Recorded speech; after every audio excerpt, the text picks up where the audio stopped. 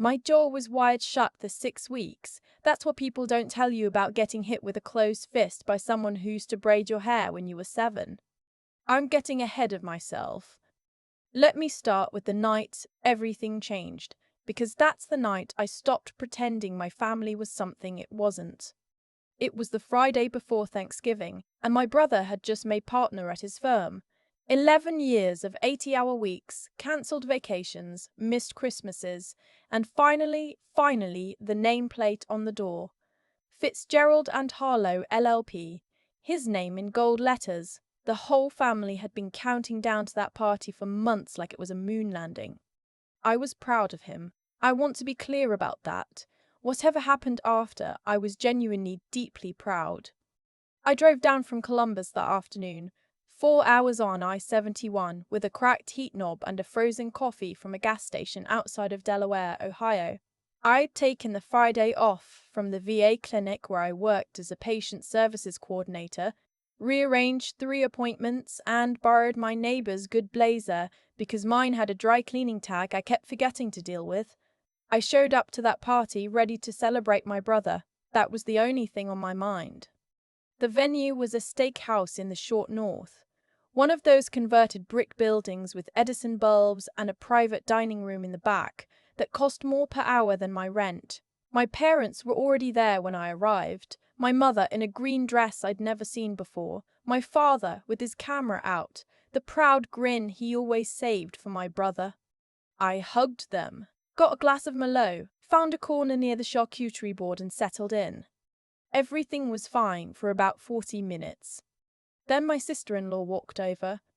I should explain something about her. We've never been close. Not enemies, not friends, just two people who happen to love the same man in very different ways. She's always been a little cold with me, the kind of cold that has plausible deniability. She'd never said anything outright. She'd just find ways to talk over me, or forget to include me in group texts, or mention plans I hadn't been invited to right in front of my face, like it was an accident. My brother knew. He'd apologize privately, tell me she was under stress, ask me to be patient. I had been patient for 6 years. That night, she walked over with a smile that didn't reach her eyes, and said, in a voice loud enough for the people around us to hear, "I'm surprised you made it. I figured work would come up again." I hadn't missed a single family event in 2 years. She knew that. I smiled back, said something neutral, turned away. That should have been the end of it. It wasn't. An hour later, I was standing near the bar talking to one of my brother's colleagues, a guy named Patrick who'd gone to law school with him, and she walked up and inserted herself into the conversation in a way that was clearly designed to make me disappear. She angled her body away from me. She laughed too loud. She said something about how wonderful it was that Daniel had such supportive colleagues, making it obvious that I didn't count in that category. I excused myself, went to find my brother. He was across the room being photographed with the senior partners, and I didn't want to pull him away from his moment, so I just stood by the window with my wine and watched the city lights and told myself it was fine. Just get through tonight. You can go home tomorrow. What happened next? I still have trouble putting it in order even now. She came up behind me. I heard her before I saw her. This sharp exhale, like she'd been building to something. And then she was right there, close enough that I could smell her perfume, and she said, very quietly, "You always have to make everything about you, don't you?" I turned around. "I'm standing by a window," I said, "alone." And that's when she grabbed my arm. I don't know what she thought she was doing. I don't know if it was the wine or the adrenaline or 6 years of cold smiles finally catching up to her, but she grabbed my arm and yanked. Hard, like she was pulling me toward the door, and I stumbled, and my wine glass went sideways, and I said her name, her actual name, out loud, in my normal voice, and she hit me. Not a slap, a closed fist, across the side of my jaw. I went down. Not all the way. I caught myself on the window ledge. But enough that I felt my teeth clack together and the room go white for a second, and I heard very distinctly through the ringing in my ears the sound of the conversation stopping.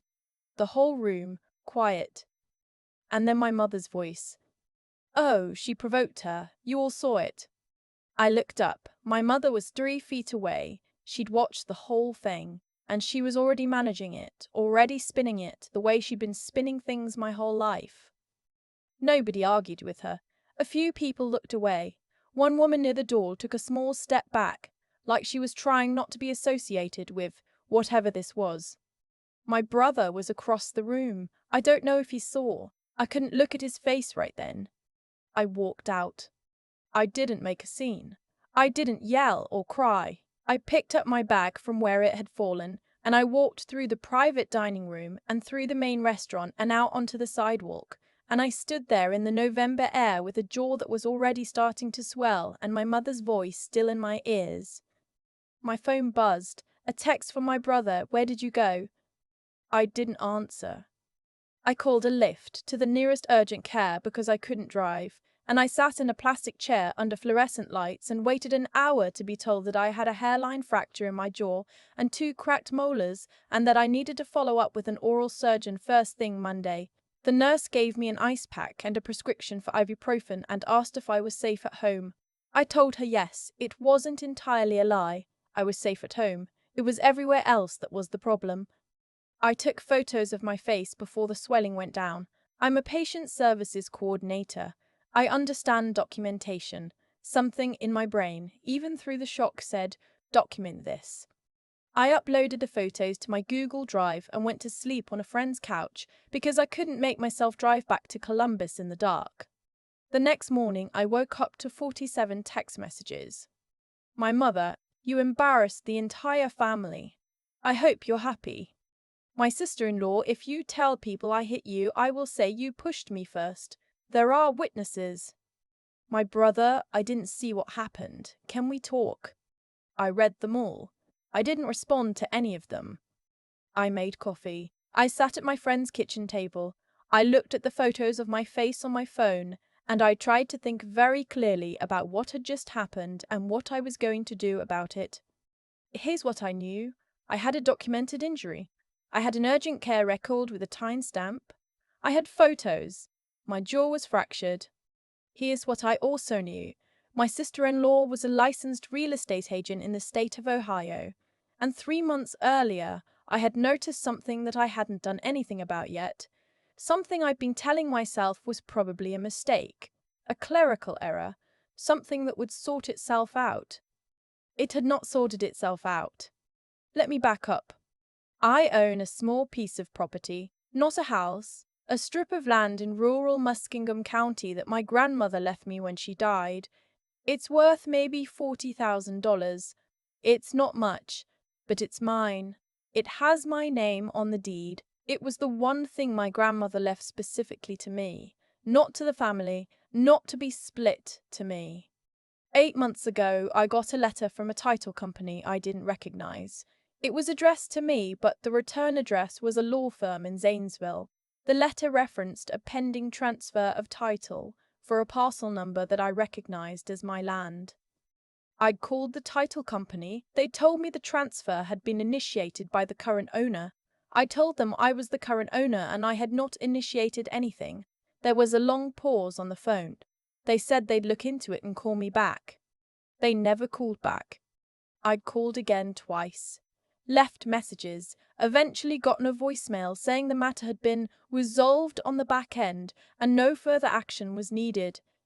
I put this in a folder in my brain labeled "Deal with Later" because I was working 50 hours a week and dealing with my own life, and I kept assuming that if something truly bad had happened, someone official would have contacted me by now. Someone official had not contacted me. What had actually happened, what I pieced together over the following weeks, was this. My sister-in-law had forged my signature on a quitclaim deed. She'd transferred my grandmother's land into an LLC she controlled. She had then used that property as collateral for a business loan.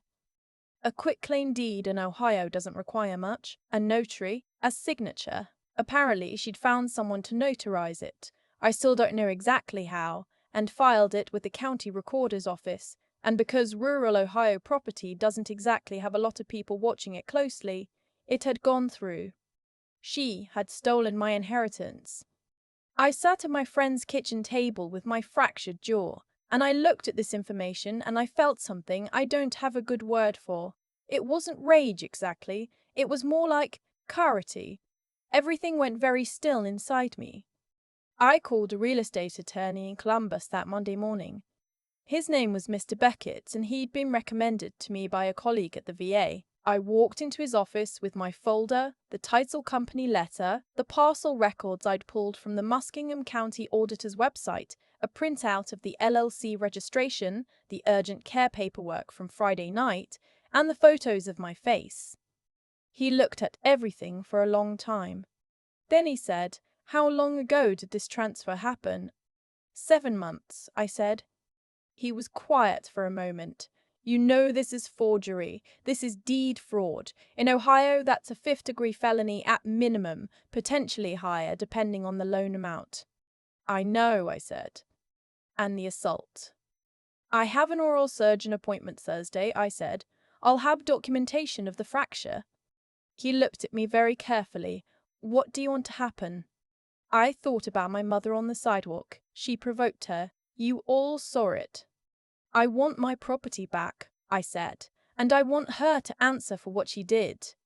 Mr. Beckett filed a complaint with the Ohio Division of Real Estate and Professional Licensing that same week. Her license was the lever. You cannot hold a real estate license in Ohio if you've committed fraud. Not a grey area. Not a technicality. An automatic revocation trigger. He also referred me to a criminal attorney who filed a police report with the Muskingum County Sheriff's Office for deed fraud and forgery. Because the business loan involved a federally insured lender, the FBI field office in Columbus was notified. That's the part that moved things faster than anyone expected. I pressed charges for the assault separately through Columbus PD because that's where the event occurred. I did not call my brother. I did not warn anyone. I did not give my sister-in-law a chance to get ahead of it. That part was deliberate. I want to be honest about that. I could have called Daniel. I could have said, "Here's what your wife did. Here's your chance to make it right." But she had stood in a room full of people and hit me in the face and then threatened to lie about it. And my mother had said she provoked her before she even knew what had happened. They had made their choices. Now I was making mine. The next 3 months were quiet on my end, and I later learned extremely loud on theirs. The real estate board opened an investigation. They contacted her. They pulled records. They interviewed the notary, who it turned out had not actually witnessed the signature, but had notarized it anyway as a favor. That notary also lost her commission. The sheriff's office in Muskingum County moved slowly, the way rural Ohio law enforcement tends to move. But they moved. By February, there was a formal charge filed. The FBI involvement accelerated everything because the loan had gone through a community bank with FDIC insurance, which made it a federal matter the moment fraud was involved. Wire fraud, bank fraud, things that carry sentences measured in years, not months. I found out later that she had tried to get ahead of it. She'd called the title company, she'd called the notary. She'd apparently told my brother a version of events that I wasn't privy to, some story about how the transfer was meant to be temporary, that she'd been trying to help, that it was a misunderstanding that had gotten out of hand. None of that mattered. The documents said what they said. My signature on that quitclaim deed was not my signature. Handwriting analysis confirmed it. Her real estate license was revoked in January.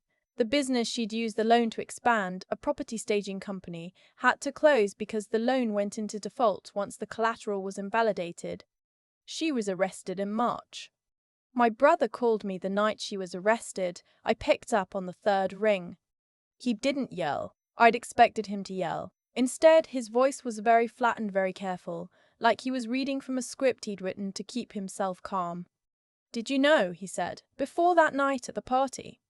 "I knew something was wrong with the title," I said. "I didn't know the full extent until after." Silence. "She told me it was a mistake," he said. "It wasn't a mistake, Daniel." More silence. I could hear him breathing. "She broke my jaw," I said, "and I didn't say it to hurt him. I said it because I needed him to hold that fact alongside everything else, to not let the legal complexity crowd out what had happened in that room. A person he loved had broken my jaw. He exhaled. I know. I needed you to hear that from me directly. I know, he said again. We didn't say much else. He didn't apologize on her behalf, and I didn't ask him to.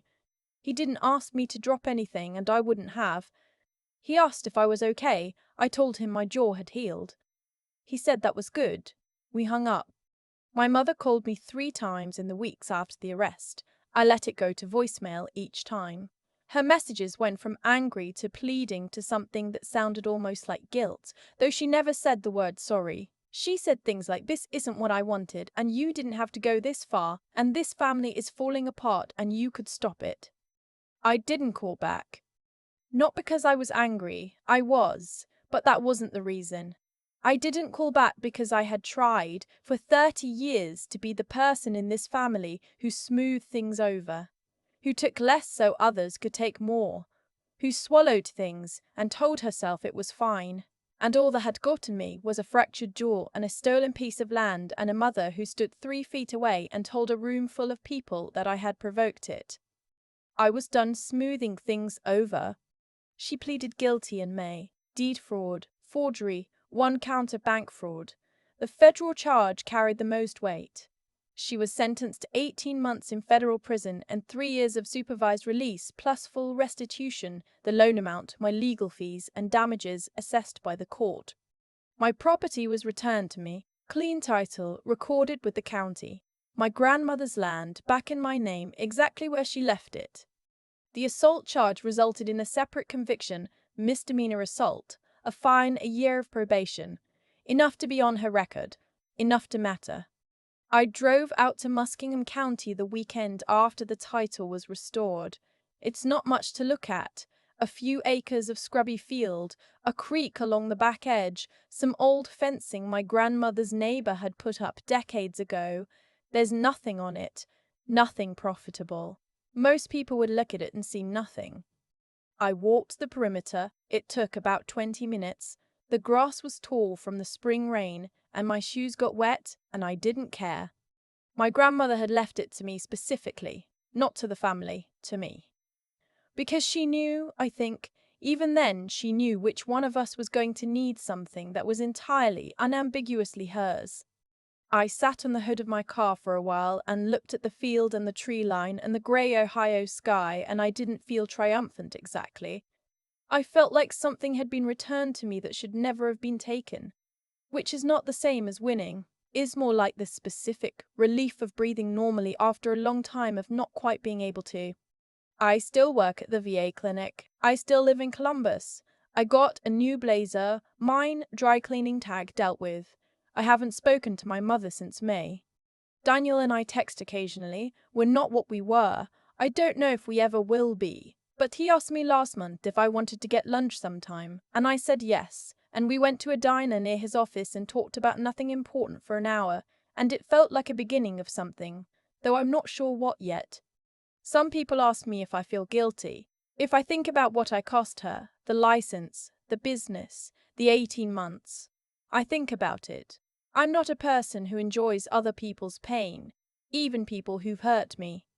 But I think about my grandmother more. I think about her deciding, deliberately, to leave that land to me, and I think about someone looking at that decision and deciding it didn't matter, that my signature was just a thing to be borrowed, that what was mine was available because it always had been, because I'd always let things go. I didn't let this go. That's not the same as guilt. That's called knowing, finally, after a very long time, what you're actually worth, and deciding that number isn't negotiable anymore. I keep thinking about that drive to Muskingum County. The grass was wet, my shoes were soaked through, and I just walked the edges of a piece of land that almost wasn't mine anymore. Nobody was watching, there was nothing to perform, and I remember thinking, this is what it feels like when something is actually finally yours again. People ask if I regret how far it went. I understand why they ask. 18 months is a long time. A business closing is a real thing. A marriage fracturing, that's real too. I'm not standing here pretending none of that has weight. But here's what I've come to understand. The consequences didn't come from me. They came from choices she made long before I walked into Mr. Beckett's office. She chose to forge a signature. She chose to use that land as collateral. She chose to stand in a room and swing a closed fist at my face. And then she chose to threaten me the morning after. Every single step of the way, she chose. What I did was stop absorbing those choices as if they were mine to carry. That's the part I want to sit with because I think it matters. For most of my life, I confused being kind with being accommodating. I thought letting things go was a form of decency. And maybe sometimes it is. But there's a version of that, the version I was living, where you let things go because you've quietly decided your own losses don't count, where you smooth things over not because it's generous, but because you've never really believed the thing being taken from you was worth protecting. My grandmother believed it was worth protecting. She put my name on that deed specifically. She used a lawyer, signed the documents, made it legal and clear. She did the right thing with rigor and intention, not just goodwill. I think about that a lot. She didn't just wish the land to me. She built a structure around that wish so it would hold. That's not sentimentality. That's intelligence applied in service of something she loved. I had to learn to do the same thing. When I walked into urgent care that night and asked them to document my injury, when I kept every letter in a folder even when I told myself it was probably a clerical error, when I called the attorney and laid everything out in order, that was me, maybe for the first time, treating my own situation with the same seriousness I'd give anyone else's. It felt almost foreign. It shouldn't have. And then there was the part that surprised me most. Staying quiet, not calling ahead to warn her, not giving anyone a chance to build a story around what I was doing. That kind of stillness doesn't come easily when you're hurt and angry and your mother's voice is still in your head saying she provoked her. But I had learned, finally, that reacting loudly costs you the very thing you need most, the ability to think clearly, move carefully, and let the truth do the work. What she did fell apart, not because I was louder than her. It fell apart because I was steadier. I don't think the land is just land anymore. I think it's proof that what belongs to you is worth the full effort of protecting. Not aggression, not revenge, but honest, documented, clear-eyed effort. That combination of knowing what's right, thinking carefully about how to pursue it, and not flinching when it gets hard. That's what actually changes outcomes, not luck, not connections. That. The field in Muskingum County isn't worth much on paper, but I walked its edges in wet shoes and felt something settle in my chest that hadn't been settled in a very long time. That number, what I'm actually worth, is not negotiable anymore. I know that now, and I won't be forgetting it.